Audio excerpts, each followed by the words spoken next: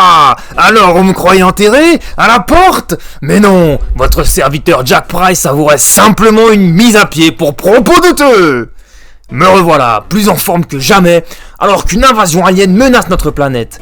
Encore? Mais ils en ont pas marre? Il paraît que c'est Empire et l'alliance des Kree et des Skrulls. Bah tiens, c'est possible ça?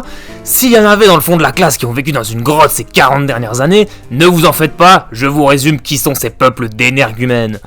Tout commence avec les Skrulls, un peuple pacifique qui conquérit la galaxie à grands coups de commerce équitable. Un jour, ils tombent sur Ala, la planète des Kree et des Kotati. Les premiers sont des humanoïdes bleus ou roses, et les autres des plantes. Tous deux sont à l'âge de pierre, et les Skrulls, pour savoir qui sont les dominants, organisent un tournoi sur la Lune. Notre Lune! Mais pourquoi ils viennent ici? Les Kotati, ces immenses hippies, ont construit un jardin pour symboliser la paix. Mais au final, c'est pas bête. Les Kree ont eu peur de perdre le tournoi, et les ont donc massacrés. Mais ils ont aussi massacré Dorek, le premier roi des Skrulls. La guerre Kree-Skrull fait rage depuis ce jour. Les Kree ont agrandi leur empire encore et sont globalement de sales ordures, malgré quelques bons éléments comme Ronan l'accusateur, paraît-il, ou Captain Marvel, le héros légendaire, pas l'usurpatrice là.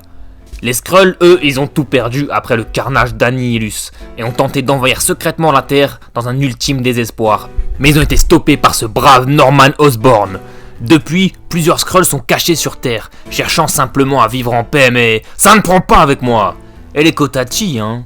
Quelques-uns ont survécu, cachés, jusqu'à ce que Mantis, une Avengers, soit appelée par l'univers comme Madone Céleste. Elle était éprise d'un autre Avengers, le Spadassin, mais il était mort, donc les Kotati prirent possession de sa dépouille et le firent épouser Mantis. C'est dégueulasse, et ça s'approche de la nécrophilie, mais oui, Burk! Les deux auront un enfant, Sequoia, non mais quel nom de merde, pas étonnant qu'il se fasse appeler Koi. Il est donc censé être le Messie Céleste. Non mais tu me parles d'une connerie. Tout ce qu'il a fait jusque-là, c'est réparer les dégâts causés par le titan fou Thanos dans la galaxie. Et il vit toujours dans le jardin des Kotati sur la Lune, pépère. Il reste un protagoniste à voir dans notre problème. Teddy Altman, alias Hulkling, membre des Young Avengers et fiancé de Wiccan, l'un des fils de cette zinzin de sorcière rouge. Le vrai nom de Théodore est en réalité Dorek 7.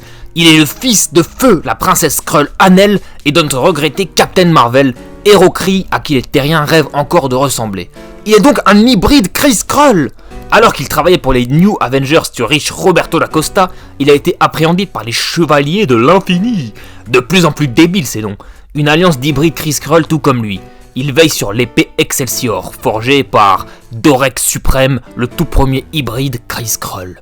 À la manière d'Excalibur qui ne pourra être libéré que par celui qui en est digne, l'Excelsior ne pourra être sorti que par la réincarnation de Dorek Suprême, ce premier hybride. Et il se trouve que notre Hulkling là, il parvient à soulever l'épée. Enfin, pour finir, on a appris récemment... Oui, dans Incoming, inédit en France, oui, je brise le 4e mur, je suis Jack Price, bordel. On y retrouve Beldan et Raxor, un Kree et un Skrull qui se font la guerre sur la Lune depuis des décennies. Et du coup, Beldan a été assassiné. Les héros remontent jusqu'à Raxor qu'ils pensent coupable, mais le Skrull leur apprend qu'ils étaient finalement devenus partenaires. Le dernier message de Beldan était donc destiné à Raxor, qui le transmet dans l'espace avant d'être tué d'une manière bien étrange, chers auditeurs. Un message qui disait « Attention aux arbres ».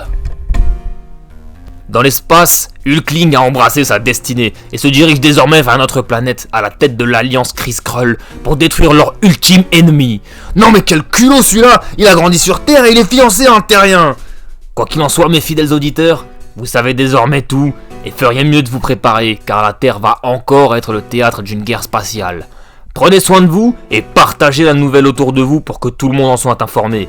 La Priceless Chronicle du Daily Bugle est de retour. Au revoir et à bientôt.